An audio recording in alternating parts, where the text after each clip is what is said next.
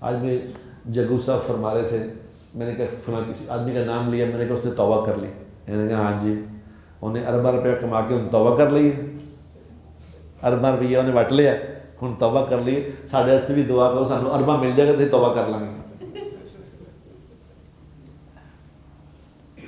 اللہ بڑا مہربان ہے، ارباں کما کے بھی کسی کو اگر خیال آ جائے تو اللہ اربوں کے سمیت معاف کر دے گا۔ اللہ نہیں پوچھے گا تم نے کیا کیا تھا۔ اللہ حرام کو حلال میں بدل دے، اللہ کے لیے کیا مشکل ہے؟ توبہ پچھلی سے توبہ کرو کہ اللہ بس معاف کر دے۔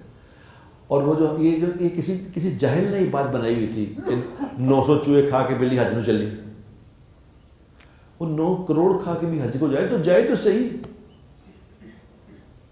اللہ نے کہا ہے وہ ساری زندگی فاحشہ عورت، ساری زندگی بدکاری کرنے والی، پیسے تو واپس کر دے گا، جو بدکاری کی ہے واپس کیسے کرے گی؟ ایک کتے کو پانی پلایا، اللہ نے کہا چل پچھلے سارے معاف۔ اللہ تو کریم ذات، اللہ ہے، اللہ کو بندہ نہیں ہے، بس ہمارے ذمہ صرف معافی مانگنے گئے، اللہ یا اللہ معاف کر، وہ نہیں گل، وہ نہیں پوچھے گا خدا کی قسم کہ کیا کیا تم نے کیا، کیسے کیا، اس وقت یہ کیا، اس وقت وہ کیا، چلو بس سب معاف۔